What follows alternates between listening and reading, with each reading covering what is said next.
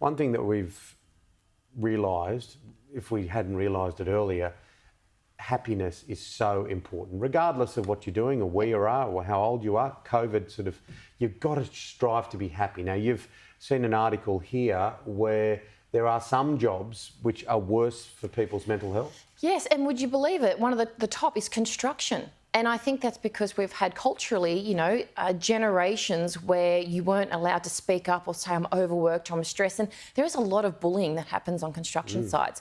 And men have been told, just to suck it up instead of actually, no, this is not right. So they're starting to slowly implement changes. And the thing is, this is so important, not only because often men personally are kind of just ignored. You're tough, you can handle it, when really, no, they're humans and they need to be respected and heard. But also, if you want to start getting women into the construction industry, you've got to fix that first before you then invite an 18-year-old or 20-year-old girl and to say, would you like to get an apprenticeship as, a carpenter and come into this industry where it's number one with mental health issues. What about bullying, while we talk a bit about bullying?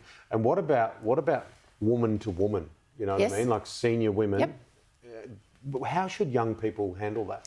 I always say, look, it's going to happen. So male or female, you're going to either be bullied, flattered, manipulated. Something will happen to you in your time. Learning how to respond to that is key. So finding a mentor, I usually like to say find a male and a female mentor, someone that you trust, that you admire, and you like how they handle things, and use them to go and ask questions. How do I handle this situation? What do I do here? Don't think you're alone. A lot of people think they're totally isolated, and you're not.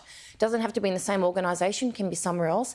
But having that wisdom, we're not doing enough of that. We're not doing that generational sharing. Instead, they're turning people against generations instead of actually, let's work together. Yeah, we still see too much of it, don't we? Yeah. There's got to be a zero tolerance policy on it. When I grew up in the wild times at work, it was rampant, but it's still around. Now it's passive aggressive. So the bullying is kind of hidden under passive aggressive emails, and a lot of flattery disguises it. And it's really, I think it's childish and ridiculous, and it's usually someone who's threatened by you. So see it as a blessing that you're obviously doing something well, but you shouldn't have to put up with it. So you definitely get a mentor. You're reading Prince Harry's book? Absolutely not. I couldn't believe it this morning. It is the #1 non-fiction It's called book. Spare, and I think they're saying, spare me, give me a break.